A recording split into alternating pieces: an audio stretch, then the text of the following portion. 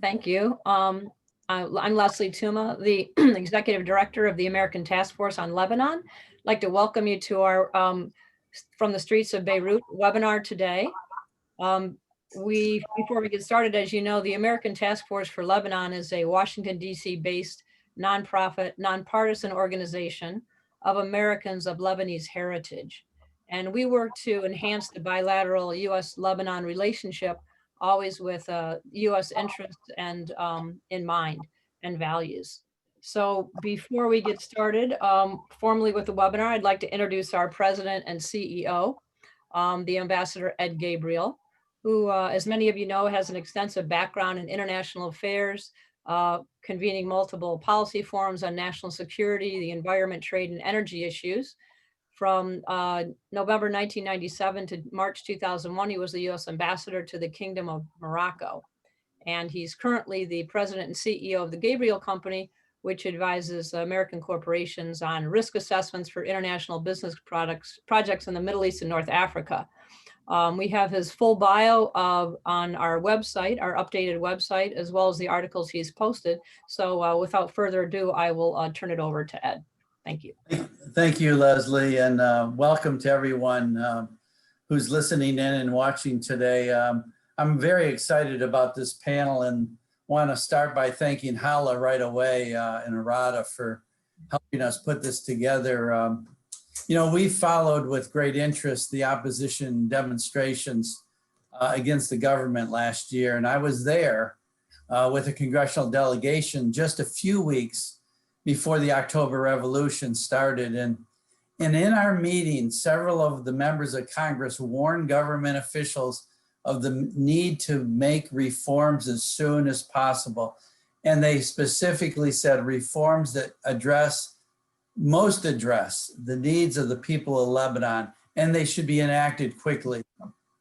Obviously, that didn't happen. And since that time, the American Task Force for Lebanon has followed your movement closely. And we met with Hala, Irada staff, Lebanese Transparency, and other NGOs in Lebanon. We've made it clear to US policymakers that any government that is formed that does not represent the will of the people will not work. We've called for a comprehensive vision for Lebanon involving all stakeholders that will in unity take your country forward. We're now ready to celebrate your one-year anniversary, and would like to hear from you on where things are going today, what is likely to happen with the movement in the weeks and months ahead, and what you expect of the United States policymakers. So with that, welcome, thank you, and back to you, Leslie. Thank you. And special thanks to Hala Bejjani, who's our moderator today. She's the managing director of Kulluna Irada, a civic organization for political reform, fostering dialogue, transparency, and accountability. She has a long and very impressive background as a top executive in media and insurance, and she's a consultant in business and the nonprofit sectors. So she's had a tremendous launch at Irada in terms of all the strategic initiatives that they have underway. So I will now turn it over to our moderator, Hala. Thank you. And I should say that you're welcome to submit questions for all those who are watching online. Thank you. Thank you very much for this very nice and flattering introduction. Thank you very much for ATFL for inviting us. I think this bridge between Lebanese from across the globe is extremely important. And of course, this bridge also between Lebanese from Lebanon and Lebanese of the diaspora is essential, especially those who live in the US, because the US has definitely, if we're talking about balance of power, holds a lot of power in the region. As Leslie was saying, actually, with Kulluna Irada, we started 3 years ago heads-on, thinking that actually we had a political class that needed to show more transparency and enact on political reform. However, 3 years down the line, we realized that actually we are having a political class that's unable to reform, that's absolutely not programmed for this, and that's absolutely incapable of doing anything else but what they have been doing. And this is why with the October Revolution, we started saying it's not the time for reform anymore. It's the time for structural changes. Because if we want, I will just make a small introduction before introducing my panelists. If we want to say, Emmanuel Macron, when visiting Lebanon, said actually this famous sentence of Gramsci, the old world is dying and the new world is struggling to be born. And now is the time of monsters. So he did not end the sentence, obviously, but this is exactly where we are. We have an old world that is dying, but that is in crisis and that's still holding on power. And we have a new world that is represented by these young panelists and activists that are with us today, that is struggling to be born into a shape, a unified shape, which takes time. Because Lebanon has been changed into a desert. It's been more than 40 years that there has been no alternance in power. It's the same political class that is actually governing Lebanon on the same kind of policy that is a rent economy based on a lot of inequalities, no kind of regional development whatsoever, and an increased poverty with the increased debt until the whole debt bursted out in our faces because none was used for, of course, that is not a wrong policy. It's what you do with your debt that is right or wrong. And actually, the Lebanese debt has accumulated to $160 billion between private and public sector and what the central bank has in debt, only to kind of feed a corrupt political class and impoverishing people and basically destroying the country. Because again, we have since 2005, when the Syrian at last left the country, there was not one project that was voted and executed in Lebanon. This also shows that the system is in crisis. This is a system that does not function without an arbitrator. This is a system that does not function without a winner and a loser. The system needs to change. And all the people that are here, many of those who were on the ground were saying it's about time that we pass for a modern country, a country that is based on a non-sectarian constitution as such that we have, and a non-sectarian representation. We are citizens and we want to be treated as such. We do not need our head of sect to protect us. We want a state to protect us, a modern state. So indeed, the 17th of October was a big, big date for all of us. We all had skipped a heartbeat. We all hoped that this balance of power was at last going to change, because it was not the first time that the Lebanese were taking the street. There has been many occasions where the Lebanese took the street, and many of those who are with us today took the street in 2015 and also in 2007 and on many, many occasions. But today, what we have invited with us, we did not play the role of the sectarian balance, but still this is how it happened, just to show you how varied our revolution is. We have with us Sarah, who's from Tripoli. And then we have, after Sarah, Roland Nassour, who's going to talk. Roland, I did not ask you where you are from, actually. For me, you're a Beiruti, but you're probably not. You will tell us. Okay. So, and then last, yeah, you're muted, Roland. And then last, we will have Ali Murad, who's finishing his course at university and will log in a few minutes if he has not done so. So I will start with Sarah for many reasons, because Sarah, of course, is the founding director of Ruwad Tanmiya, an NGO that is based in Lebanon. She has been working for 15 days relentlessly in leading community development, youth empowerment, women empowerment, and one of the most complicated area of Lebanon, which is Tripoli, and in Tripoli, Jabal Muhsin, which is a place where there is always sectarian clashes. She has been relentlessly working, but also she has been relentlessly working when the Lebanese took on the street. And here, Sarah, I would like to start with you, because you come from Tripoli, and Tripoli had, until the 17th of October, had one of the most horrible images of the country. Sorry to put it like that. It was presented as one of the extremist nests for Al-Qaeda people. Fights were happening in the street between the Lebanese army and some people that were armed. And all of a sudden, we saw the real Tripoli, not the Tripoli that the sectarian powers want us to see and be scared of. We saw a Tripoli that was called the Bride of the Revolution, where people were on the street in one color, where we had music in one of the places that was considered to be like the symbol of the extremism of Tripoli. And all of a sudden, we saw all the Tripolitan youth in solidarity and asking for change together. I would like, Sarah, if you can, to give us your way, your story in these days, and how you participated in the street, but also behind the scenes, because I know that you were also working a lot behind the scenes to make it happen. Okay. Thank you, Hala, for the introduction. Can you hear me first? Yes, we hear you well. Okay, great. So, yeah, unfortunately, this is the main stigma I always hear about Tripoli, my beloved city, and I know I understand why and where is it coming from, actually, because I think the media has been doing this kind of stereotyping issue for years, and when there was a decision for those media parties to shed the light on the positivity of the city or the positive side of the city, all of a sudden everyone was able to see the real image. So we need to also admit that the media has been taking part of this of what people they usually see, and from the other side it's also who really represents the city and who has been approached in the previous period to represent the city or to talk about the city.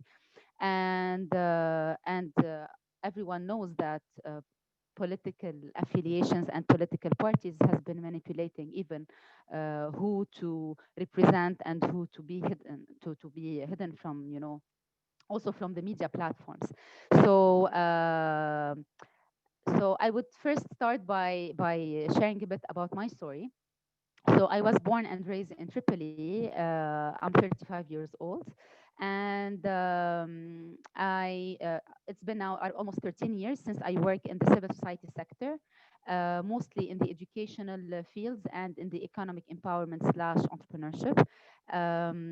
I was lucky enough to be the founding director, starting, with a very aspiring social entrepreneur, Hala Fadel, if you know her, in 2012.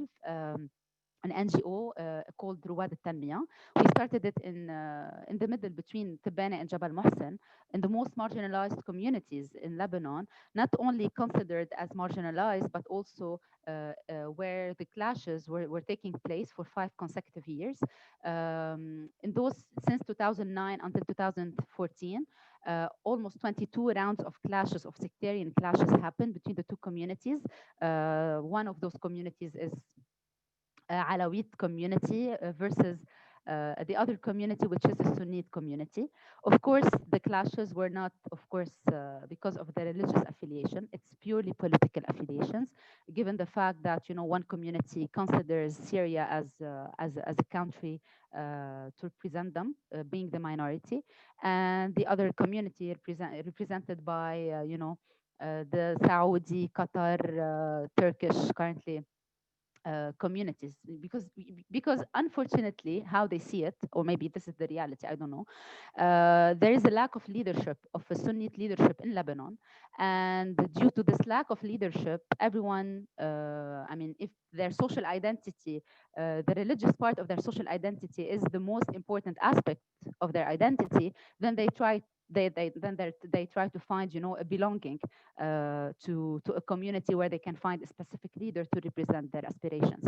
So to make a long story short, so I led or I lead the Ruad al-Tanmiya since 2012 until today, and we have been working in the most difficult contexts because we have witnessed the 10 rounds of clashes during 2 years. We have witnessed the reconciliation that was of course, not a reconciliation. It was a political decision in 2014.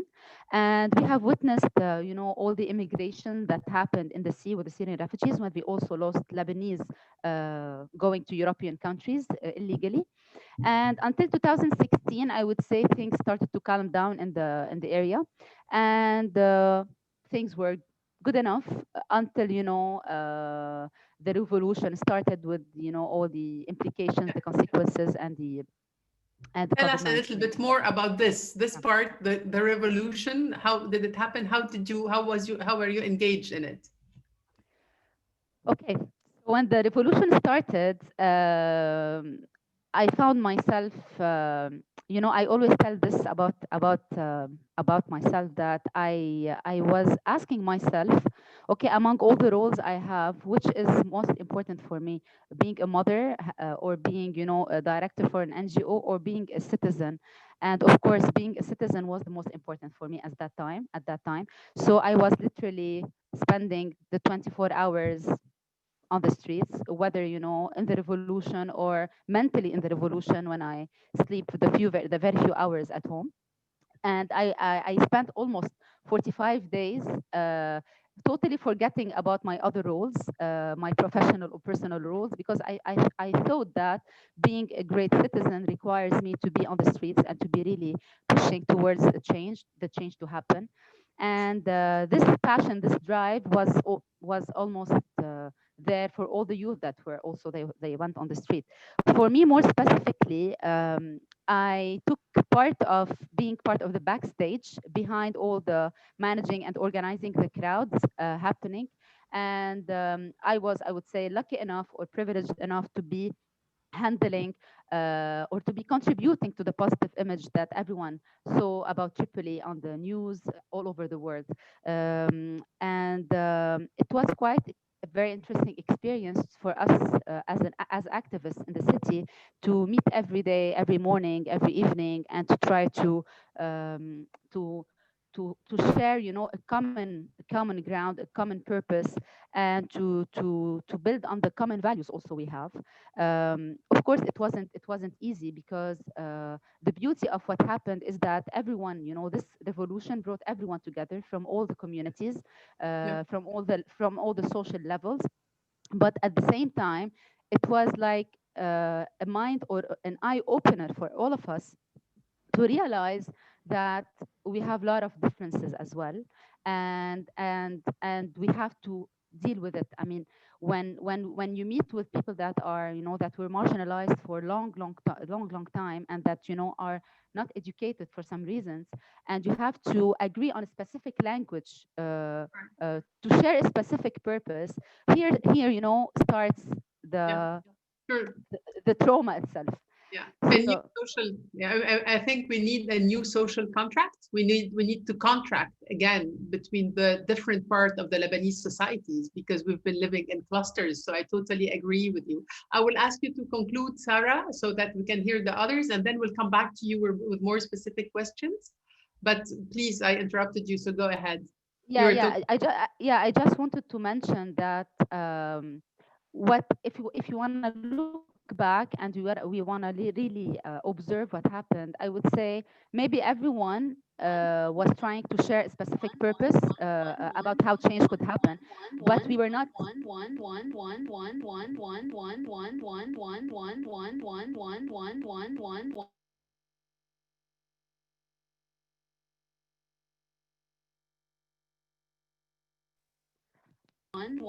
Okay. Can you hear me? No. Now? Now? Okay, great.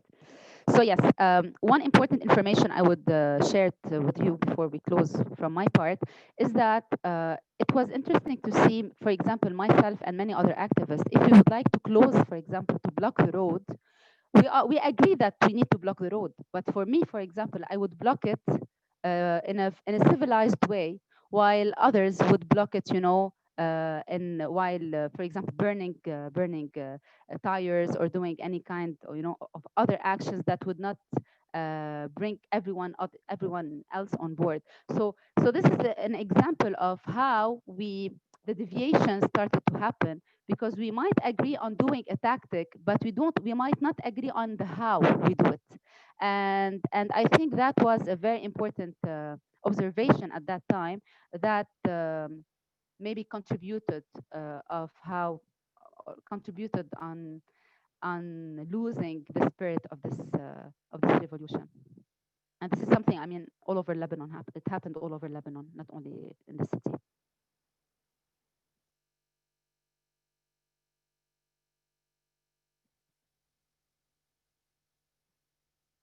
Hello? Can't you hear me? I think it's back to you, Hala.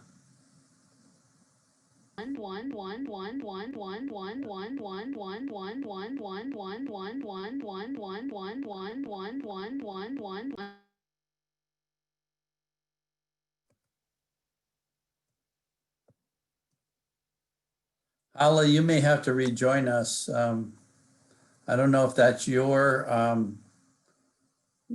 connection or another one, but it sounds like it may be yours. Do we know who is coming next?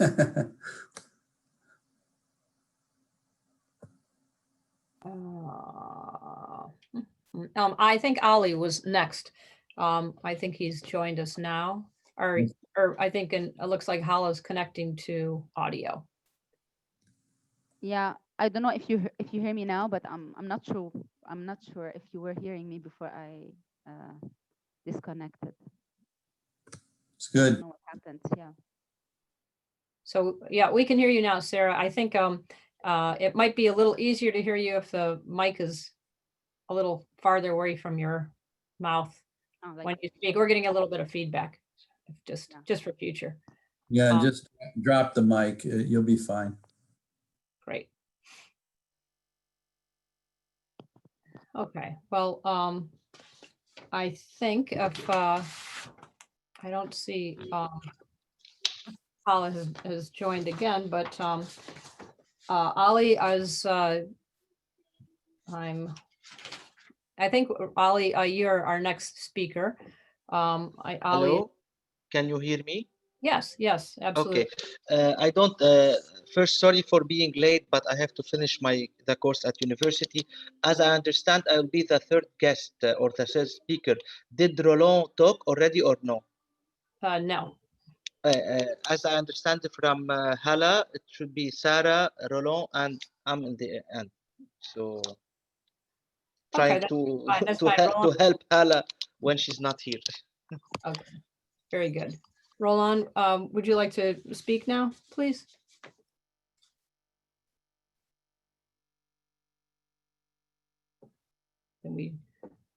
Kristen, do we have Roland? I think so, but we had him and there he is. Roland, are you back? Yes, you hear me? Okay, Hala's back. Yes, I'm here. Oh, what happened? I'm sorry. I let you down. My computer actually just was irresponsive after a while. So I've missed it. Sarah finished. Did we introduce Roland? Did Roland start talking? No, if you'd like to introduce Roland, that would be great. Okay, because we're now continuing with Roland, who's another kind of also political and environment activist.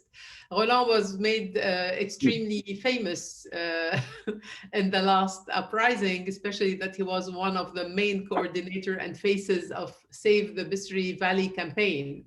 And he is a co-founder of the anti-dam movement in Lebanon. He was made famous because he also stood to his ground and took a beating defending the Bisri Valley. And this was I guess, a traumatic moment when you are subjected to violence for a good reason. But at the same time, again, this was a demonstration of power of the movement on the ground. The fear was broken. He is many other things. He is a community and advocacy coordinator at Public Works Studio. It is an NGO that is trying to reclaim the city for everyone, the right to live in a decent housing in the city.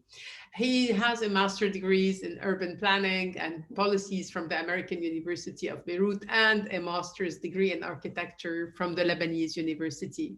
Roland, I think that what is emblematic in your fight is to show that actually while we have to keep our people and power under watch, we should also hold the international community responsible and liable for them, for their actions, because we are taking a stand to say that this political class has lost its legitimacy of representing the Lebanese people, even if they were elected. And of course, elections that are extremely flawed because the electoral law that brought them there is flawed. But so they've lost their legitimacy when the Lebanese people went on the street. And we're asking all the international community to stop financing them and giving them lifelines, especially on projects that are extremely destructive to the Lebanese environment and absolutely useless, and spend huge amount of money that disappears without the Lebanese having any kind of benefit out of it. So I would like to please ask you to tell us how you lived the 17th of October from your spectrum before moving on to what is it that you're doing now after, unfortunately, we could not break this balance of power. How are you working on the ground today to keep this pressure on the people that are in power for the time being? Please go ahead, Roland. Thank you, Hala. Do you hear me? Yes, we do.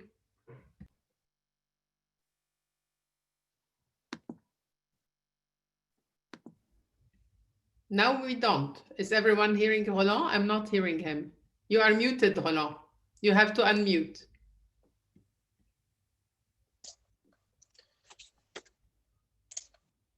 Are you there? Roland?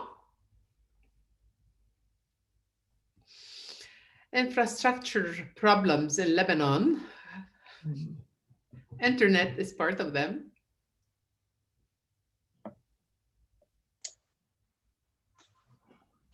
Hello? Yes, you're back. Okay, do you hear me? Yes. Okay, because I can't see you. Okay, go ahead. Okay. We can't see you either. You don't have your camera on, or is there a problem? I don't know.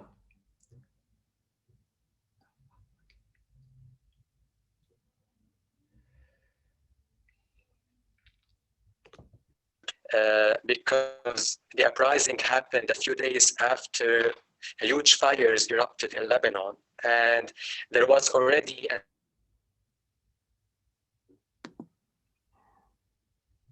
environmental destruction that has been happening for years because of this particular corrupt political system. So we were on the ground preparing for protests, and then we heard about a new set of taxes to be imposed on the Lebanese people. So we decided to start the protests as early as on October 17. So I was on the ground. We marched from the Riyadh al-Sulh Square to the Ring Road. We were around 40 people, and then the media started covering the event, and people from all over Lebanon joined our protests. And it was a very, very particular moment, I believe, in the Lebanese history.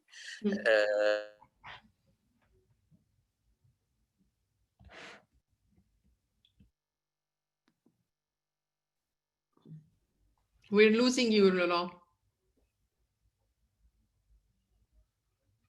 I don't know whether you hear us. Yes. Yes, I hear you. Do you hear me? You're back. Yes, you're back. Go ahead. Okay. Did you hear my...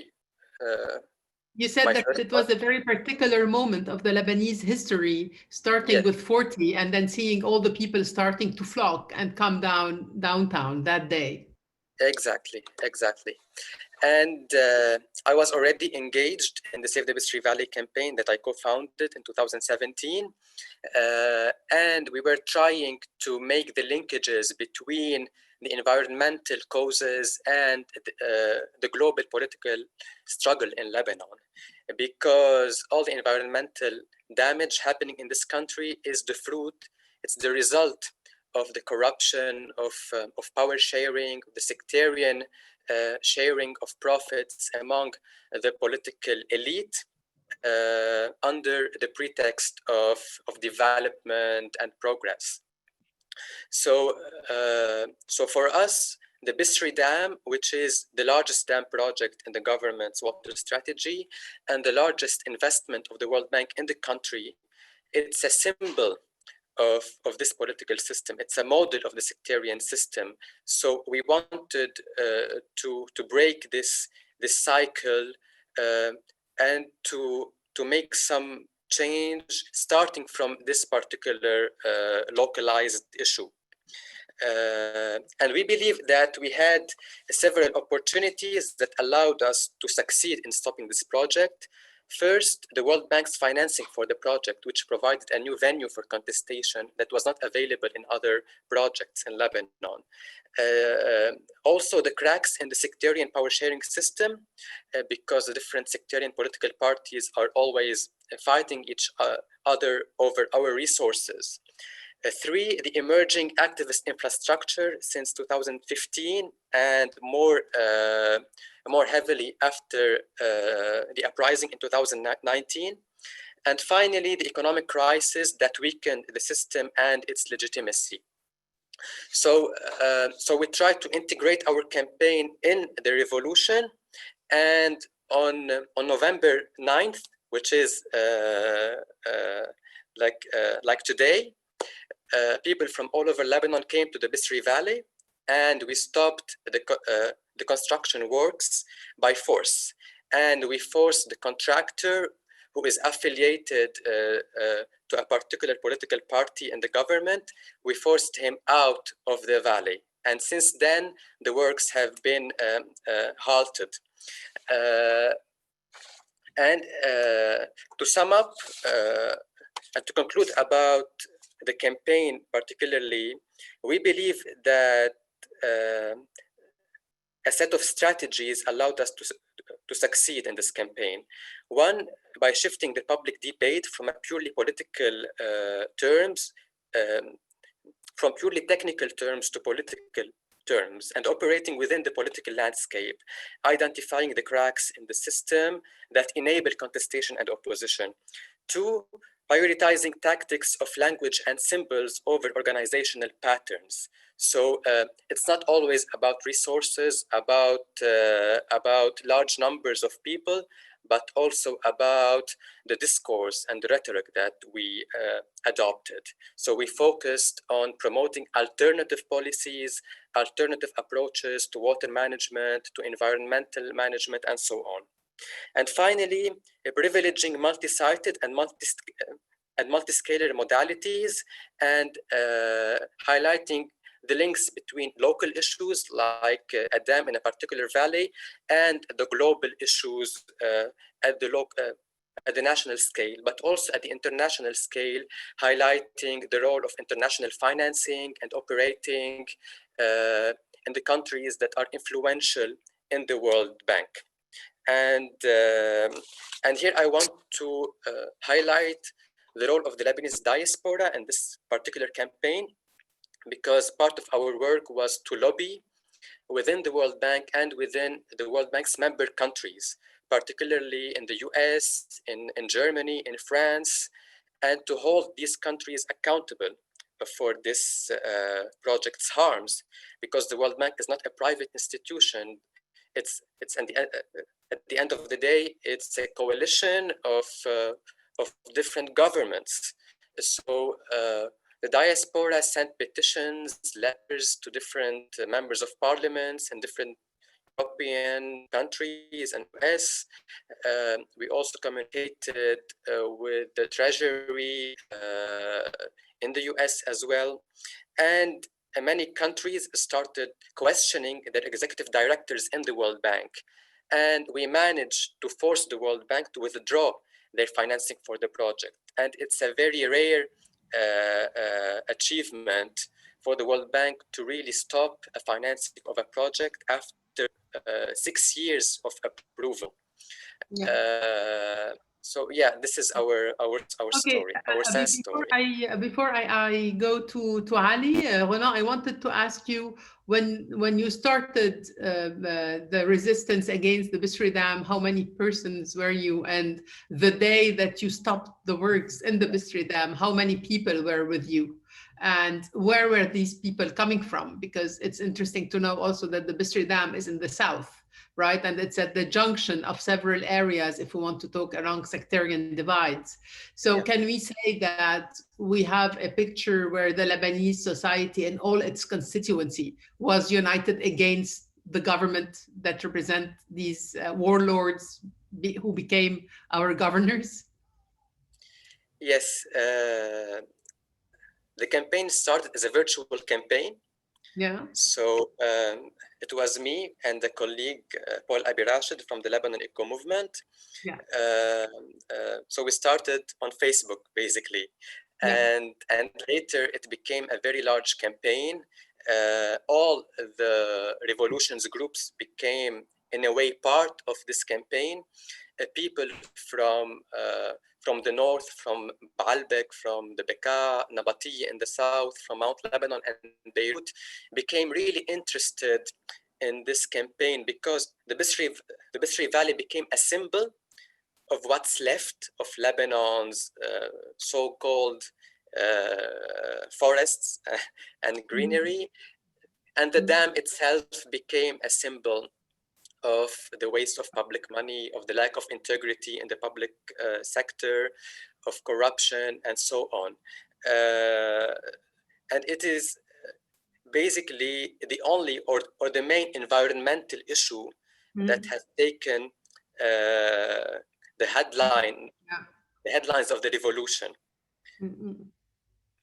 Thank you, Roland. I wanted just to add to what Roland said, this kind of strategy that was used, we also at Kulluna Irada had used it with the SADR conference, and we had held all the donors in 2018 liable, telling them our debt is not sustainable anymore, it's gonna burst. You cannot lend to this government because this government has proven unable of reform, and we have been lobbying not on our own, and this is where it's always effective. It's when we unite together. We have been effectively lobbying in order to stop also the electricity plan of the government that is equally bad as the Bisri Dam, and that's equally wrong for the environment and expensive for the Lebanese on their health and their pockets. And actually, it's exactly the same process that you described. First of all, a coalition that is strong enough from various components of the civil society that come strong together and that stop the actions of the government. However, we cannot replace the government. We cannot make a republic of NGO. We cannot ask foreign forces to always come to the rescue, because this in very many occasions proves absolutely counterproductive. So we need to get into a more political scene, which you are doing right now. You were telling me that you were organizing with several initiatives in order to unite under a kind, not necessarily a party for the time being, but a political ask of change. And I will, for that, go with Ali, who is our last panelist, and then I will come back to you, Roland, if you want to comment on this, and to Sarah also, because I would like to know how you are now getting ready to the next phase, because it's going to be long, which is an organization, a more political organization, as you're saying, even if we keep it also on specific issues. Ali is a legal expert and a political activist. He is an assistant professor in the Department of Public Law. He has a PhD in law from the University of Rennes in France, and a master in European law and WTO law from the University of Rennes. He is actively involved in the many Lebanese society movement, especially focusing on citizenship, youth empowerment, human rights, democracy. He's been more politically active early on. He is, if francophone, his English is not his first language. Of course, it's his third, but he told us that he will still try to make his intervention in English. And if at some point he stumbles on some words, we will come to the rescue. Ali, please, I would like now to ask you, if you can, to walk us through what happened on the 17th of October to you, given that you have a long story of activism, political activism behind you. But what exactly happened on the 17th of October, and how are you? You are from the South. I'm sorry to say it as it is, but we have again in this new social contract not to hide behind words. You are Shia, you are from the South, you've always been an activist, you have very clear ideas about how you want Lebanon to be, and you want it secular. I would like you, not from this perspective, you're a Lebanese citizen for me, I don't see people through this spectrum, luckily, but I would like you to tell me your narrative, because you know very well this region of the South that is as much misrepresented as the region of the North, because those who choose to represent it on this sectarian, narrow definition are the media, as Sarah was saying rightfully. And the media, let's not forget, are in the hands of these sectarian power. And they know that the more they represent us as sects that are scared of each other, and the more they can conquer us. So I would like to have now your perspective, what happened on the 17th of October, specifically what was happening in the South, and how you think we should move forward if we want to keep our wins on what we achieved in shaking the powers and sometimes maybe scaring them, but also what's the offer we should move on forward with. Tfaddal, Ali. Thank you, Hala, and thank you for everybody. As you already mentioned, I will try to use my English by myself, and when I need help, you will be there, Hala. First, I think that 17th of October still and will be a major day and a major moment in the history of this country. And when I say this, I don't mean that we are now able to understand all the complication and all the importance of this day. Let's say that all revolution or uprising, they will took their legitimacy from the future a posteriori.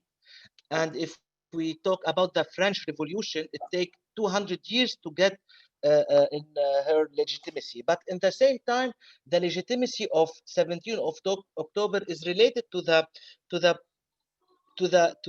particular situation of Lebanon as a country. I think at that moment, and as Sarah and Roland mentioned, we arrived to a point of rupture, of rupture. Okay, rupture with this power. They told us that they went to a presidential compromise to save the country from what is happening in the region. This was not the case. They were telling us that Sadr will come with money and we will have 100,000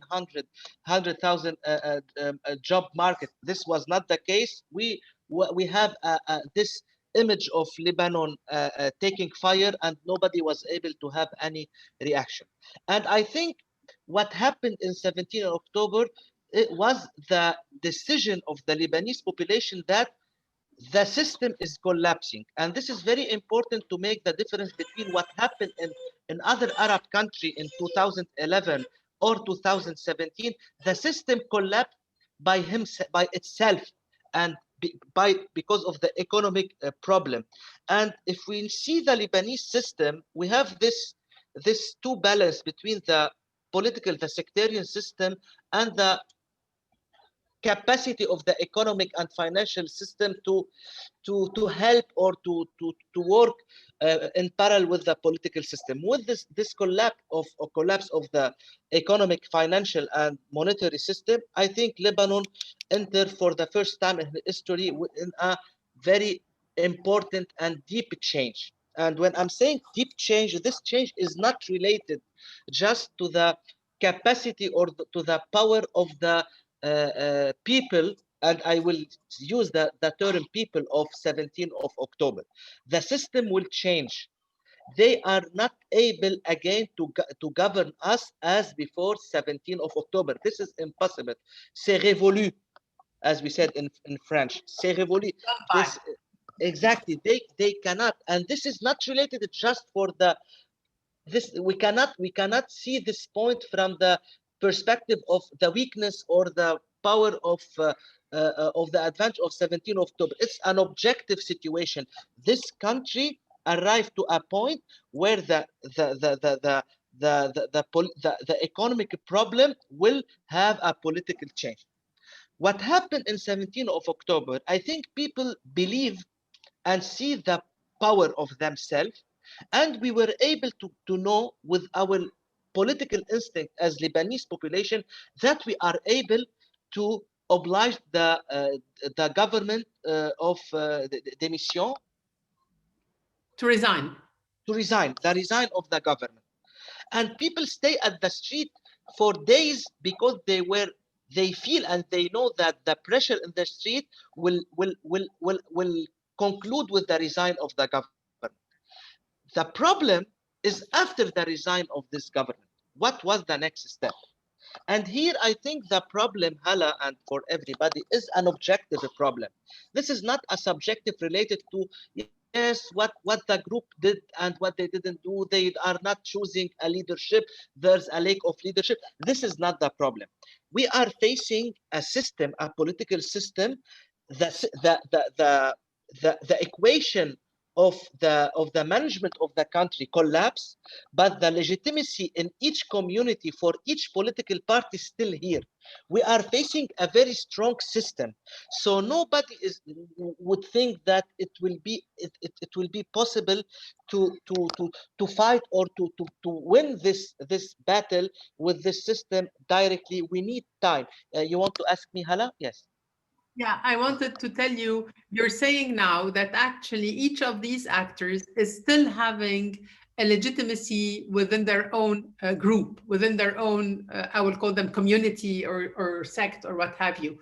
Why do you feel this? And what's different between this 17th of October when the committees came all together and what is right now the situation? And I agree with you that today we feel that these traditional political forces took back hold of their own community. What happened in the meantime? Why was it a feeling that we felt so different on the 17th of October and that now they are back to their power? Is it? When I'm saying that they have their legitimacy, they have their representation. I'm just trying to say that this is not a traditional dictatorship where everybody is under threat. No. They have their legitimacy in each community, and what happened is that people that go to the street, they are even a part of in a problem or in a conflict with their leaders, but the main important point is that they are a new arrival person for the political and the public affairs in Lebanon.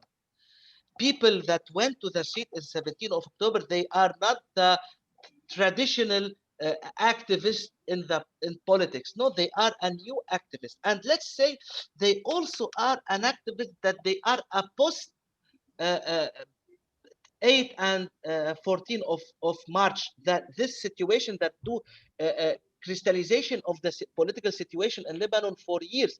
I personally, I was in 2005, I was a member of the political party, the left democratic movement, and we were a part of the 14th of March coalition.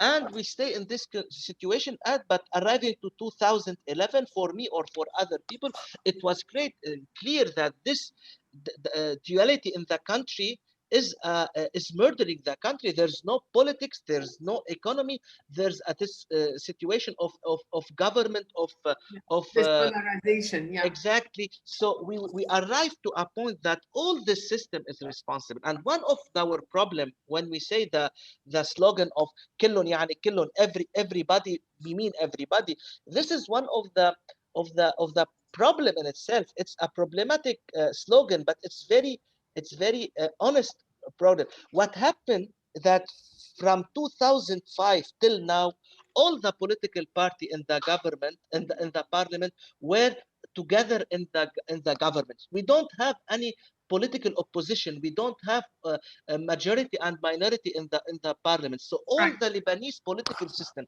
and we can add to this point. I wanted to conclude because I have many questions that I want to throw back. Please conclude on this. And the questions go in the debate. So yes, you want to give time for people. We have half an hour, a little bit more. I would like to take the question, but please, I interrupted you. Please conclude. Just no problem. So what I think that the coming period now in Lebanon, what's next?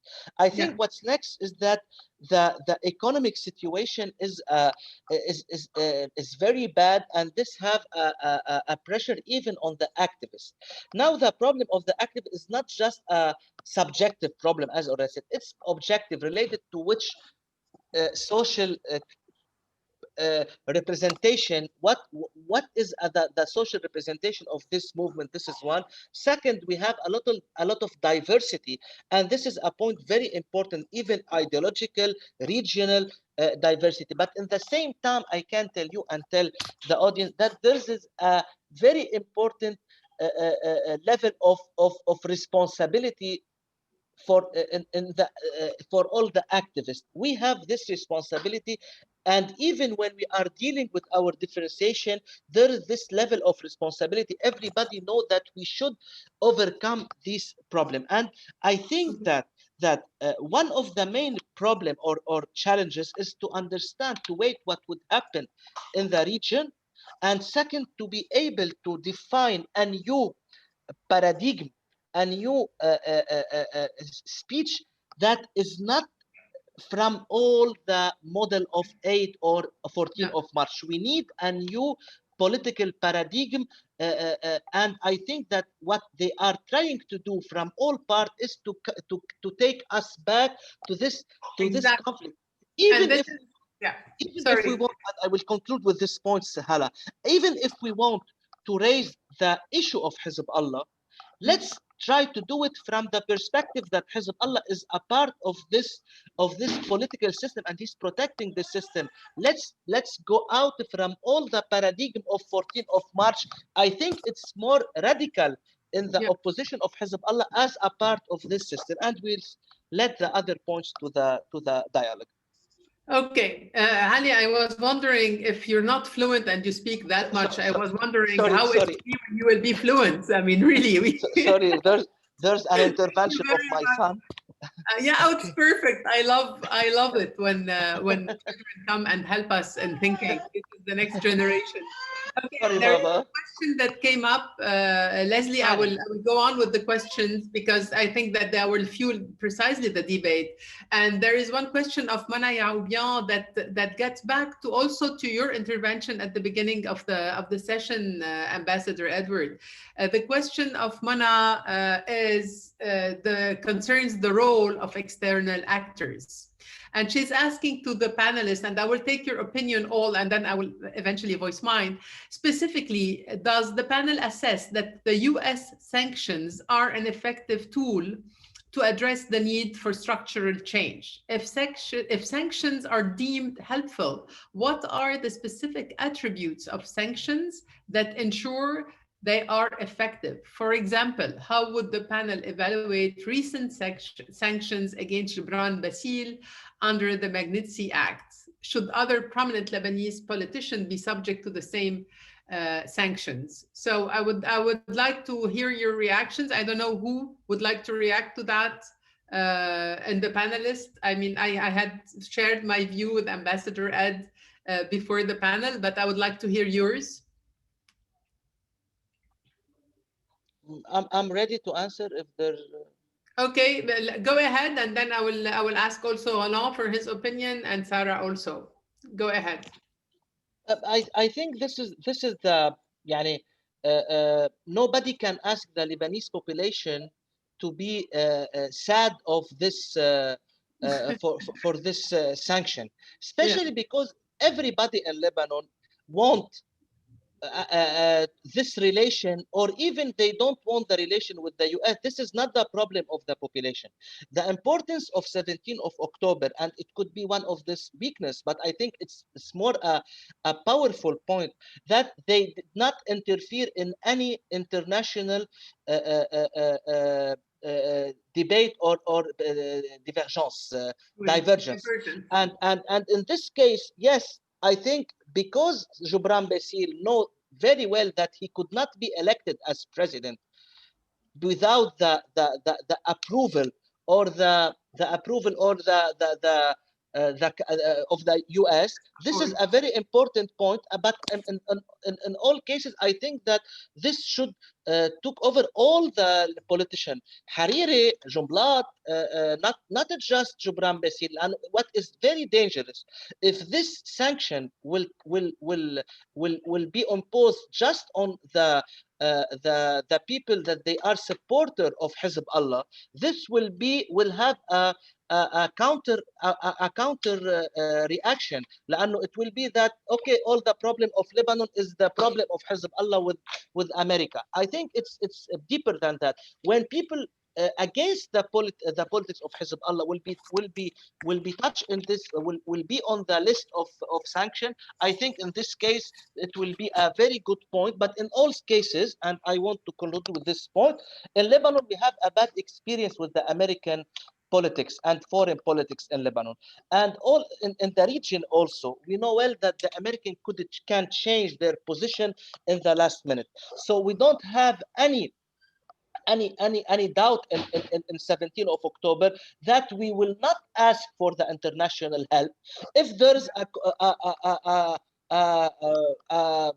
the concordance between us and what the European or the American need. Okay, it's okay, but nobody is able and nobody will accept to put 17th of October between the hand of American or European. Okay, Sarah or Roland, do you have an opinion on this? Are the sanctions on Gibran Bassil good or bad? Are the sanctions in general good and bad? And how do you react to this for the revolution, we're saying?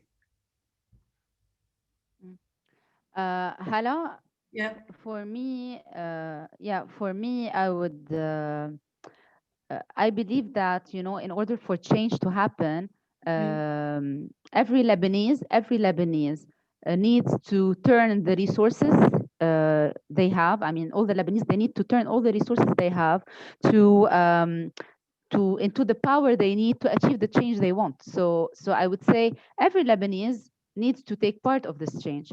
So sanctions is one way of doing it. Of course, there are so many other ways that could be also done. But for me, I would say definitely sanctions is okay. Encouraged. Sanctions on Gibran or on other people too? Everyone. It started with Gibran, and let's have it extended. I mean, and extended to any other politician as well that is abusing their power. Okay, Roland, what's your view on that? Yeah, I believe that the sanctions on Gibran in particular is making him like a resistance hero today among his community and his allies. I believe that the US has been supporting particular political groups in Lebanon since early 90s, and they know very well that they are corrupt, and they are even more powerful in this sectarian system even before Gibran Bassil came to power. So this selective focus on Gibran Bassil, I don't believe is helping the Lebanese people today. It would help if it's followed shortly by sanctions on other people as well, right? I mean, you're not against the sanctions as such, but the sanctions that are targeting only one or a group of politicians. If it's on all our politicians, do you mind it? I would agree with it. Actually. Okay, that's clear. So there are many questions. So I have two questions for May Rihani, but the first person that asked a question, although it arrived a little bit scrambled, is Mr. Nijad Faris, and the question was, what are deliverable demands that the revolution might have? Is there like a consensus among the groups? I know that you guys, many of you, have been meeting with several other groups. I know that you and Ali are part of an initiative that's called Rabzin. I know that you are part of a coalition. Ali is part of another coalition. Sarah, I don't know if you are in coalitions that are trying to present a kind of agenda or a program.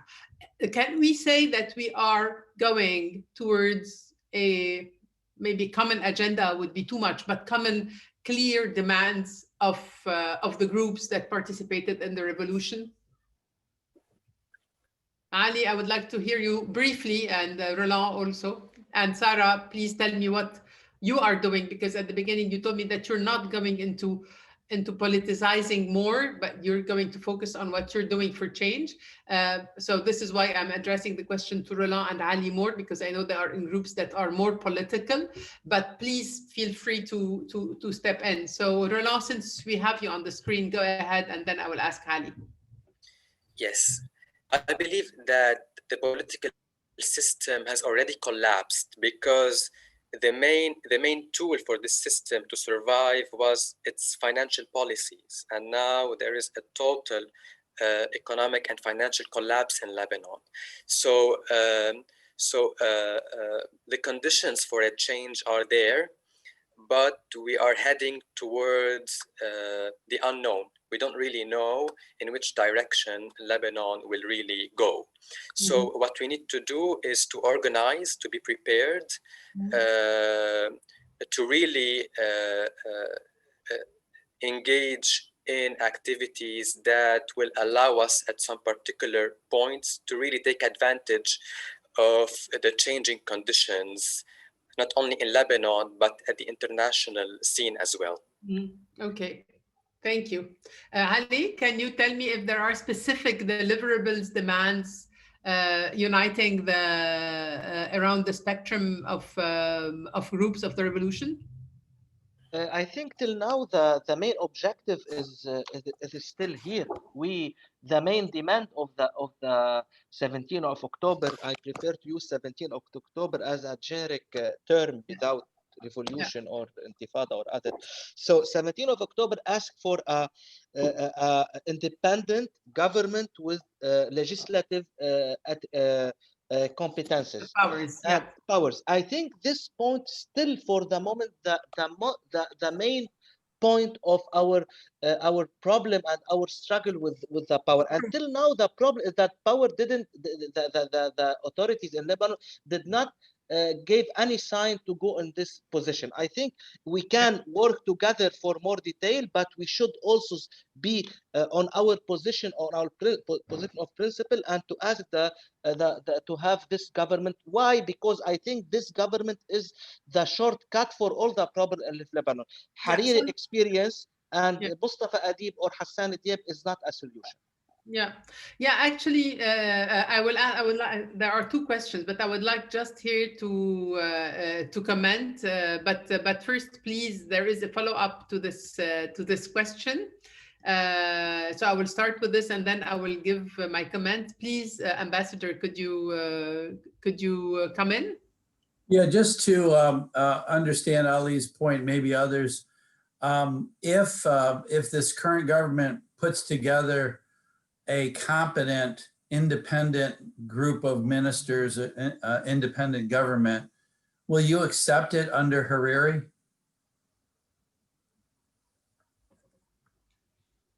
Can I answer, Hala? Please go ahead. Hariri is a part of the problem. He cannot be a part of the solution.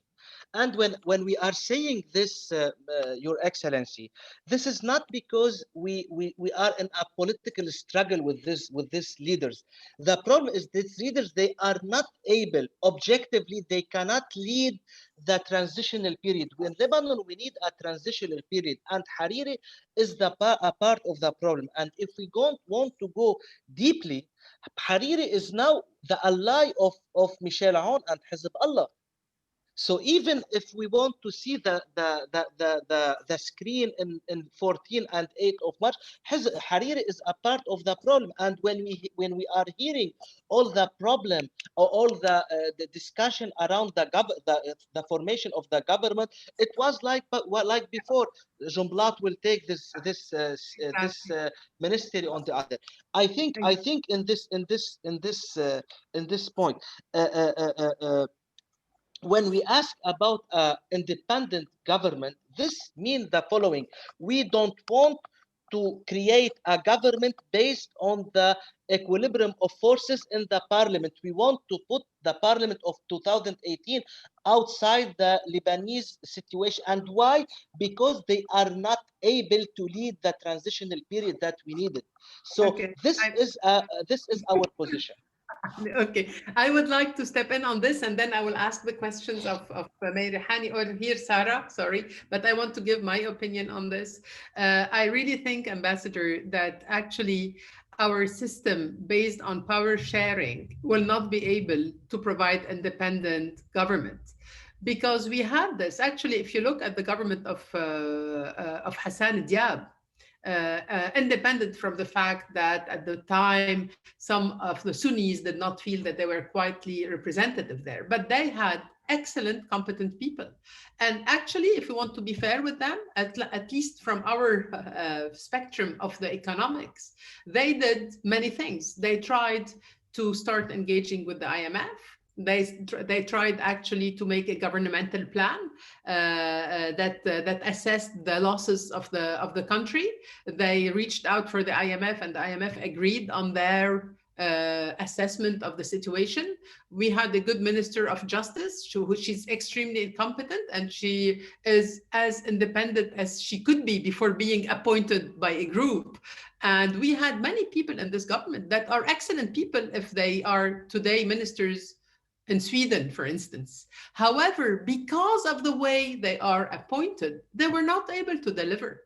It's not that they are good or bad people. The system, if you bring the most valuable people, us here, who believe in ourselves, that we are non-corrupt, that we want the good of the country and the good of the whole of the Lebanese population, put us today in a government led and decided and appointed by these terrible six, because they are the terrible six, we will do just as bad as everyone else.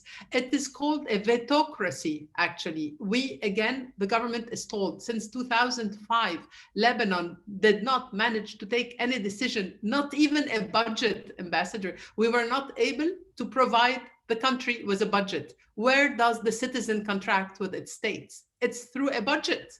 This is the plan of the government, and this is how I'm going to spend your money, and this is how much taxes I'm going to take from whom.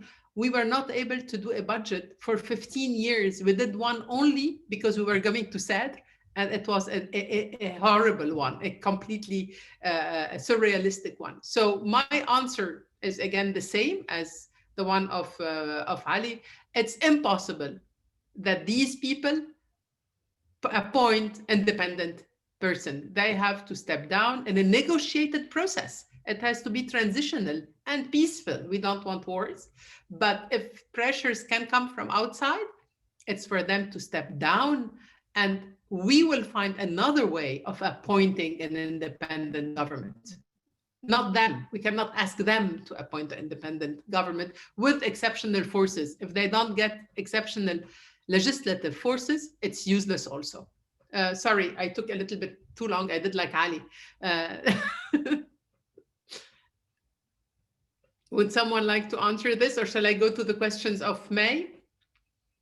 Because there is one specifically for you, Roland. Do you think that the Lebanese revolution will continue and will be able to convince more parliamentarians to resign, recognizing that if many of them resign, then they will make the corrupt system in Lebanon illegitimate?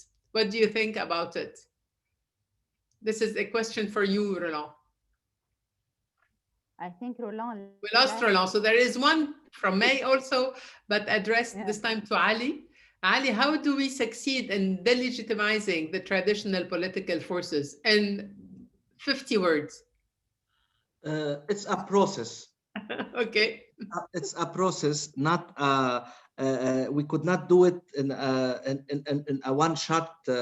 I think if we are, we should think about the election, but the coming election, but without any doubt that the election is not the only way to delegitimize this power. I think that continue to be on our position, asking for this government to ask about a transitional period, and hope, as happened, for example, in the Soviet satellite at that moment, that a part of the system will join the population in this position. We need a transitional position, and there's no solution to do this phase. If there's a part of the political parties in the power will join us in this point, we can discuss at this point, and we can't negotiate. But there's no negotiation at this point. They are asking us to negotiate, but they know what we want. We want a transitional period with an independent government outside the equilibrium of the parliament. Okay, are we all on this panel? Just one thing before I move to you, Roland, welcome back. Are we all in this panel agreeing that we cannot start a modern state without first going to a secular state? Is this a statement that we all agree on? We come from very different backgrounds, places, areas. Is this a given that no modern state that is not a non-sectarian state? Yeah, totally agree. Of course. Yeah. Ali,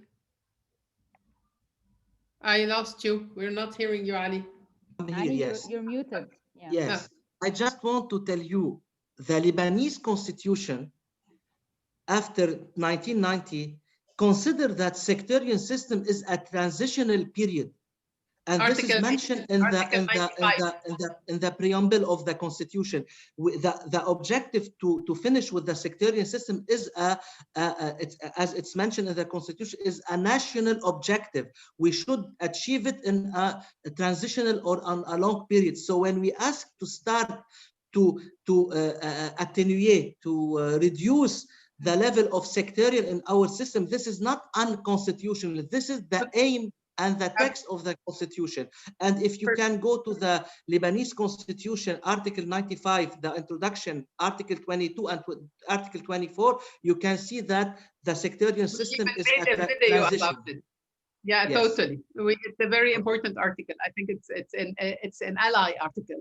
Roland, there was a question for you before you left us. I don't know why you like to disappear like that. Do you think that the Lebanese revolution will continue and will be able to convince more parliamentarians to resign?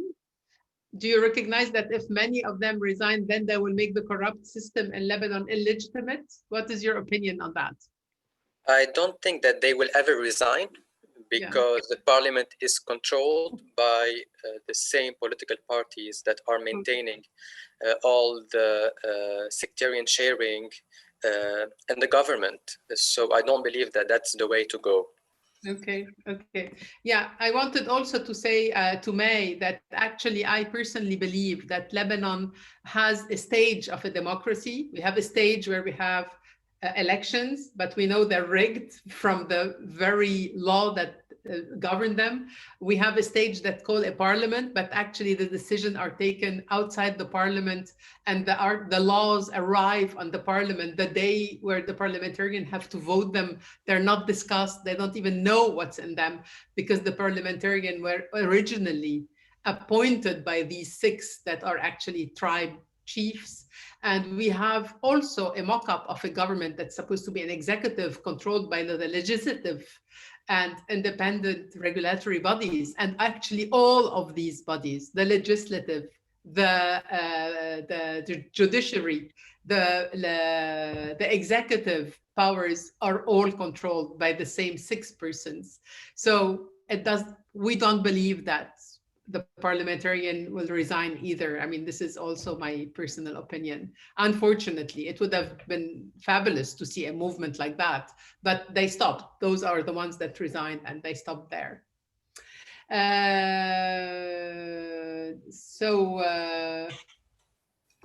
I have Huwaida Saad, who asked a question to which we answered a bit earlier. I don't know if you had another angle, Huwaida. You were asking if, in the opinion of the speakers, the United States sanctions against individuals are in the best interest of Lebanon, that can help Lebanon form a government. So the answers were, we're very happy to have sanctions. We all agree that we love to see them cornered. However, we'd love these sanctions not to be politicized, to be really about corruption and delegitimizing all the political class, and not polarizing again the Lebanese public and the Lebanese class into an 8th and 14th of March divide that would be lethal for the revolution, or the 17th of October, as Ali puts it. Sarah, I'm sorry, I did not give you a lot of word, and I see that you want to give your opinion on all these subjects. So please tell us, what is your view on these subjects also? No, Hala, actually, for me, I'm more into, talking about the social aspect of what we're doing in Lebanon, more than the political aspect of it, because I come from the social. Yes, absolutely.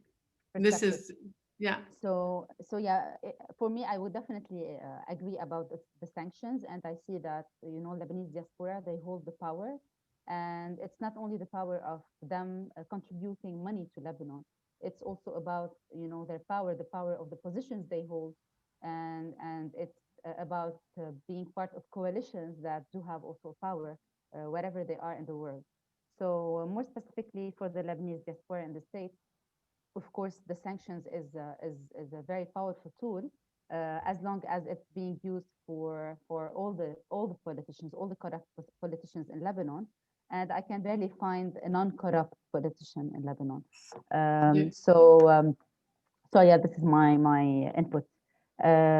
So if you have any questions, I mean, I would be happy to answer, because otherwise I would be speaking for hours. Yeah. Thank you. We're getting close to conclude. If we want to stay by our time, it's 6:20. I would like to make a last round, waiting to see if there are another question, but Ambassador Ed has one for us. And I think it's a very interesting one. It's a difficult one to answer. He's asking us, okay, each one of you, what is it that we want from you as policymaker? After all, they are a foreign power. And of course, as a country, we have to liaise with foreign powers. We're not here calling for interventions that are not in line with what the Lebanese society would want. If we want to ask for one thing from the US policymaker, what would it be? And the other question, what is it that we don't want them to do? So what is it that we would like them to do if we're again dealing with a foreign power that's powerful in the area, and what is it that we don't want them to do? Can we summarize that as someone steps in this? Hala, I think there are some questions regarding 3 questions also, if you want to tackle them on the chat. Yeah. Yeah.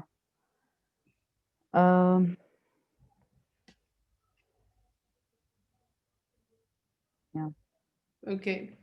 Okay, I will let you think about this question of Ed, and I will start.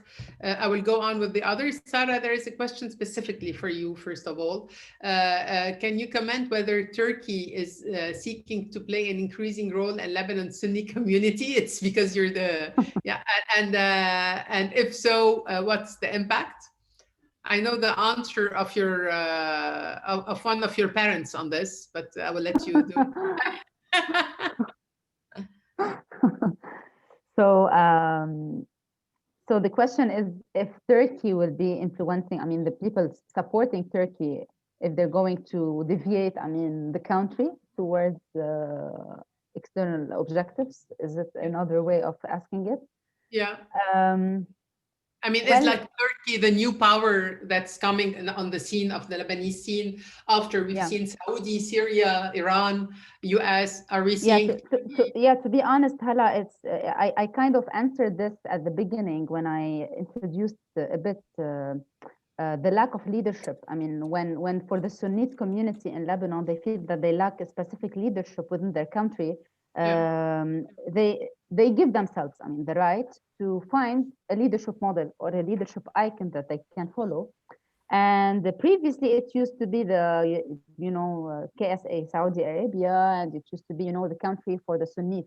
And lately, it became, and when I say this, it doesn't mean that this is something we all agree, about, but it represents a certain, maybe majority or a specific number of people from the Sunni community, that they see, Turkey as a leadership, Erdogan as a leader icon for them, and maybe because they feel that the human rights that they seek in this country, they are unable to live, to be. Yani, when there is a lack of human rights, or and they feel that they are the most lack of state, and they feel that they are maybe the most marginalized sect in Lebanon, then they give themselves the right to follow and to be followers for a specific leadership model. Thank you. But honestly, we've faced this before. For example, more specifically in Tibane, where I used to work, and I'm still working there.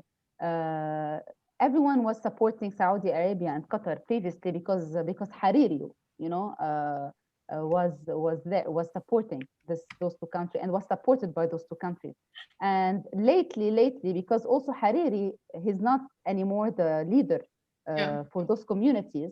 So that's why they deviated and they found Turkey as an alternative. That's why I'm saying it's the problem of not having a strong state. You look for proxies of your state outside, and you become totally acceptable. I mean, it's totally acceptable because we're a community to find someone who protects our community. The Christians go to France or to the West, and the Shias go to Iran. And this is because actually we don't have a state and we're not citizens, we're communities. And I think the answer is always, let's build a state. I have many questions I want to. Yeah, but Hala, also because I have to mention that, for example, Turkey is opening its door for education. And exactly. It's kind of and free. This is part. So. This is the question that comes next. And for me, it's extremely dangerous. I have 3 questions. I will say them all together and I will let you pick them up. One that Jean Abinader asked, and it's essential for me. It's like a painful question. What do you think about the acceleration of the brain drain? Because Lebanon has always adjusted through immigration. The more qualified leave the country, the less qualified stay, and we get a more impoverished society. And so Jean is asking, what do we think about this acceleration of brain drain? Someone also, whose name is not there, asked what can be done, and this is also essential, about the increased food scarcity in the country. The UN today said that maybe 1 million Lebanese will go hungry in 2021. And I think that these numbers are not, I mean, Lebanese residents, of course, we should not forget that we have also a very large population of extremely vulnerable people with the refugees, but also with the Lebanese, of course. So we're talking about 1 million persons in Lebanon that might go hungry. And the last question, so 1, acceleration of brain drain, what do we think about it? 2, what can be done about the increased food scarcity in the country? 3, are there still groups working across the different regions of the country? I know the answer is yes. I would like you to tell a little bit more about it as you're doing your work. So I leave it to you. Who would like to pick which question? Sarah, you go first. Now you've taken over Ali. Roland, you're next. Okay, go ahead, Sarah. First of all, yes, regarding the acceleration of the brain drain, unfortunately it's happening, and we're losing people that used to have the hope and the faith in this country, which is extremely dangerous. We're losing real citizens of the country, and we're losing doctors, we're losing, nurses, we're losing engineers, we're losing, highly educated people, and people that do believe in this country. And people who can pressure the government, because these people have the means to go and pressure, whereas the rest do not, unfortunately. And honestly, to be honest, when we look at our, if you look at all these activists around us and you start losing them one by one, you feel that, everyone really is given up. and this is extremely dangerous. What to do about it? This is something that we really need to reflect about it. I mean, everyone I think diaspora can help there also. I will give my part of the answer. I agree with you, but I think we should really not let it happen this time. It has always happened. Lebanon has always adjusted through its immigration, and this has been the worst loss of wealth in the country. Roland, you and honestly, then sorry. I just wanted also to highlight one last thing, is that now the civil society sector is taking over the government. So no government. No, there is a lack of the private sector is already is paying all the خلاص went out, and the private and the public sector is no more. We cannot really rely on the public sector anymore.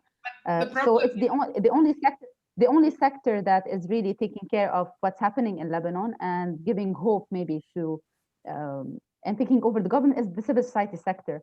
So I don't know if this is healthy, honestly. No, because the answer is no. Yes. So I mean, we have to do it, but the answer is no. Because then we give them a lifeline. We're doing again the same game that we've been doing for decades. Roland, please go ahead. What's great in being a moderator is that you can talk and no one stops you. Go ahead, Roland. I want to comment on the brain drain issue as well. I believe that it is a deliberate policy by the government.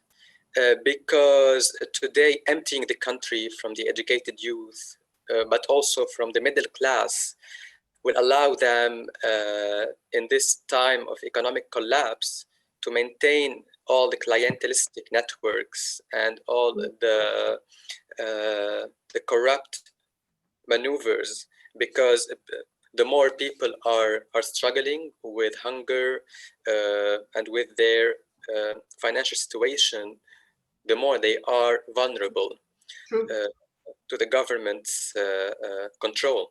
So, yes, so I believe it's really something that has been deliberately done since the 1990s. And don't forget that they send money back to their families, so they take the burden out of the government to address the poverty problem also. It's a double gain for them. They get them out so they don't have them protesting in the street, and at the same time these people will have to send money back to the country for their families. So it's a double gain for the political class.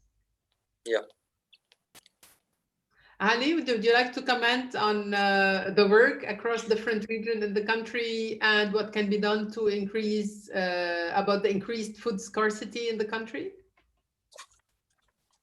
And after that we will have to conclude, I think, because we got to our we are exceeding our time already. Well, Ali, we're not hearing you. If they don't mind, after this is over, if they want to stay on, or the people want to stay on, I'd love to hear an answer to my question if they have anything to advise us on. Okay. So, if you don't mind, whatever's for you, I'd love to hear what they have to say. Thank you. Okay. Thank you, Ed. Go ahead, Ali. You're muted, I think. We're not hearing you.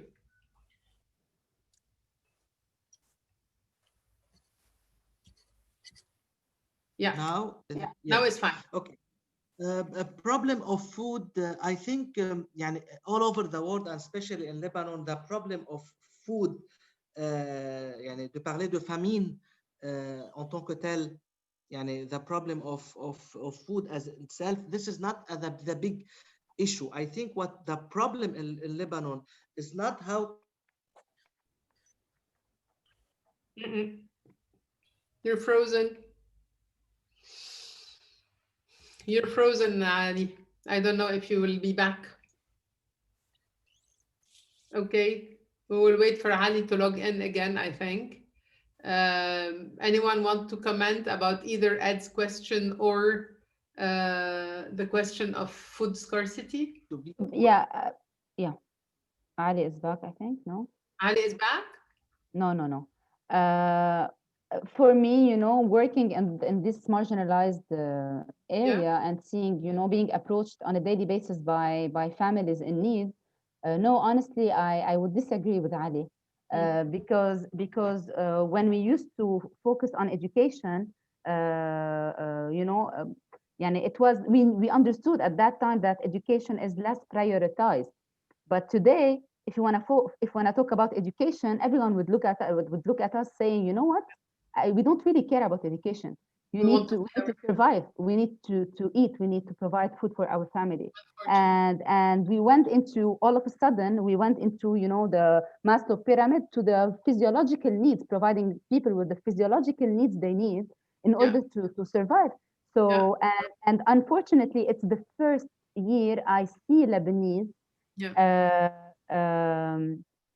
I don't want to be stereotyping, but we used to see maybe refugees in such scenes or sceneries.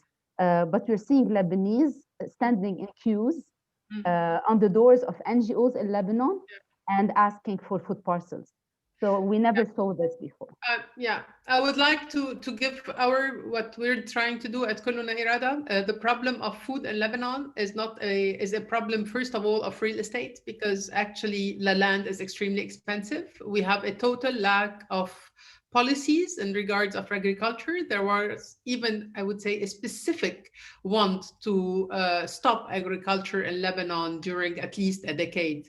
And back then, the farmers were protesting. They were asking for better laws for farming and better environment, roads, access to resources, and none of this was ever given to them. I really think that today we should address the legal aspect of it, because there is, for me, there is no escape. We will need Lebanon to be an agriculture country this year. We need to start planting the seeds in February, because people are saying that even cucumbers and tomatoes will not be enough for the Lebanese own population, where this is the easiest thing to plant, because we need everything from abroad, and there are no dollars, and the land is extremely, extremely expensive. And Syria is going in a draft this year, and they will not be able to send us anything. So we are trying to put in place a kind of course, policy perspective, but also a fund that would very aggressively give microcredit to people with land, or also ask for land grab from government municipalities. This is a project that should be worked on a municipality levels, because they will be most sensitive, much more than the government, because they will deal with the people and they have a lot of land. We have to know that in Lebanon, 12% of the land is in the hand of the municipalities, and another 15% is in the hand of the communities, the religious communities. They are the biggest real estate owner in the country, our religious communities. So basically, there should be a very active push to put all land that is possibly cultivated under the disposal of municipalities, so that they could encourage some kind of local initiatives depending on the climate. And we have a lot of agricultural experts working in the AUB on that. They are ahead of us. We can really approach universities, from the Lebanese University, from AUB, to come and help us in drafting the project. I think, unfortunately, we cannot count on our government. They have no problem in going begging over our starving population. We really need to take this urgently in our hands. Of course, we cannot replace a state. This is the drama of Lebanese. We will never be able to replace a state. We need a state. But while the state is being built by political pressure, we need to address the needs of the people that are really in bad needs. Ali is not back. Yes, I'm So here. Yeah, you're here. Tfaddal.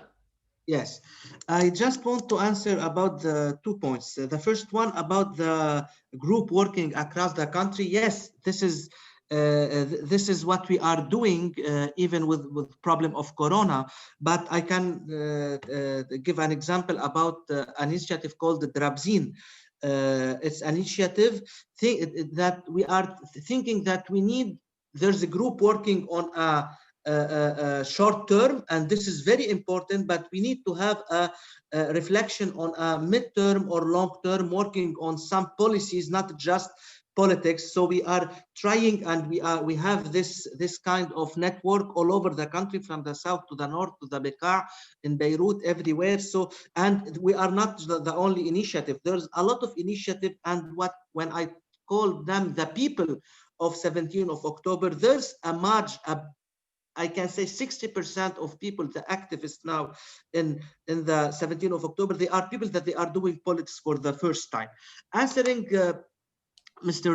Edouard Gabriel, I just want to say what we need from United States is not to see the Lebanon just from the perspective and the approach of the problem with Hezbollah and Iran.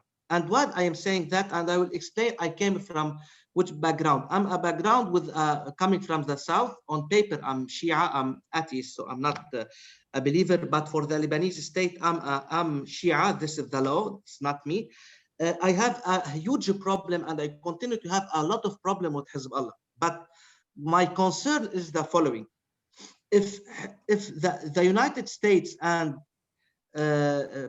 country of Gulf and even European will see the problem in Lebanon to do compromise with Hezbollah, if the compromise is done, they will give legitimacy again to all this political class. And we have examples years ago here in our region, in 2008, in 2012, in 2000, even with the Kurdish population in Iraq or in Iraq or in Syria. I understand that I'm not here to judge American policy or American strategy, but what I'm trying to say that even if in a short term, the collapse between American and Hezbollah could help us, because Hezbollah is protecting the regime in itself. Nasrallah from 19th of October, he said that I'm protecting the regime. But if all the problem with this political leader will be the problem of Hezbollah, tomorrow if there's a deal between America and Iran, the deal will continue in Lebanon, and we will find that all these politicians have again and again a legitimacy by an international and a regional support. And this is our concern.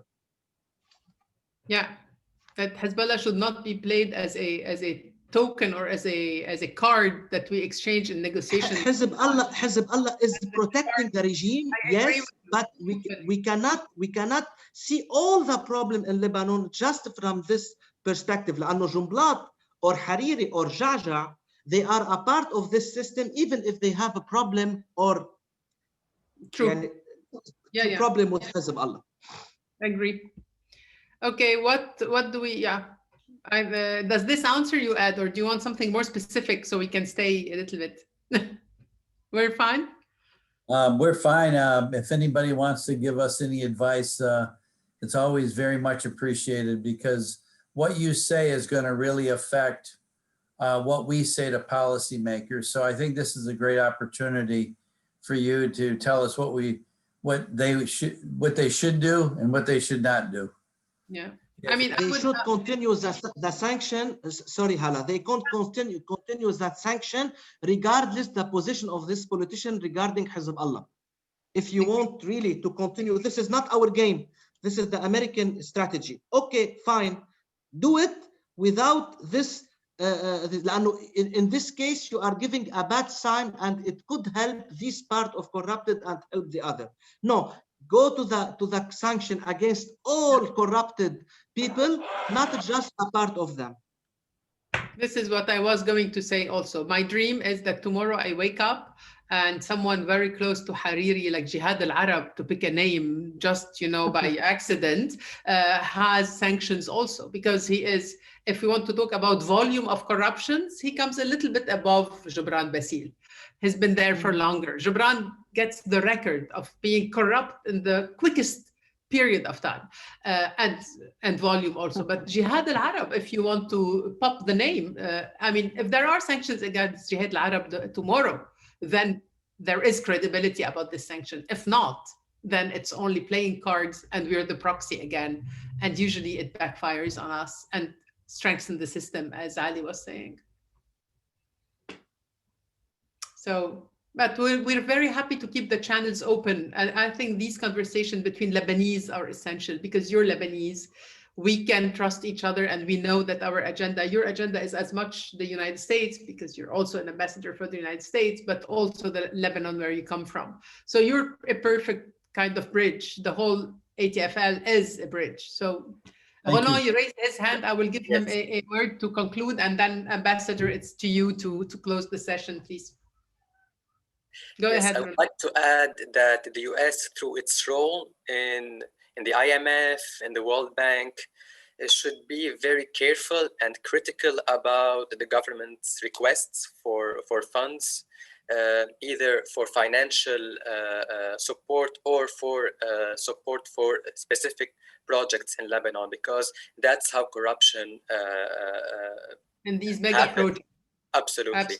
And I would really encourage all the Lebanese American citizens to be really engaged with the Lebanese civil society groups, because even though I'm very critical of the role of the civil society, but without all the NGOs, without all these groups that have been working since the late 1990, there would have been no revolution in Lebanon. I believe that they are really the backbone of this uprising in a way or another. So the support for these groups is really crucial, and the diaspora has a very important role to play in this regard. Thank you all. Thank you, Roland. Thank you, Ali. Thank you, Hala. Back to you and Leslie. Thank you, Sarah. Also. Thank you. Thank you very much for this beautiful session. Leslie, I will let you conclude. For us, it was really an excellent moment. It was extremely, it was a fabulous opportunity to be able to voice our opinion from the ground to you guys and feel how concerned you are. So let's do more of those maybe. Back to you, Leslie, and thank you everyone who has attended. It was a great session. Hey, great. Thank you very much. Thank you to Hala as our moderator and to all of our panelists. And yeah, just to reiterate that, I mean, we've had the vision of hearing directly from the street for some time, and it's unique for our organization and our members, and it's been very helpful. It gives us a real time perspective on what's happening there. And yeah, it's our hope that these dialogues and interactions will continue, because it's input that is unique and we don't get anywhere else. So very thankful to have you all join and look forward to more in the future. So thank you very much. Thank you very much. Bye. Bye. Have a Thank you, everyone. Thank you for the opportunity. Thank you. Thank you. Thanks. Bye-bye. Thank you. Bye. Bye.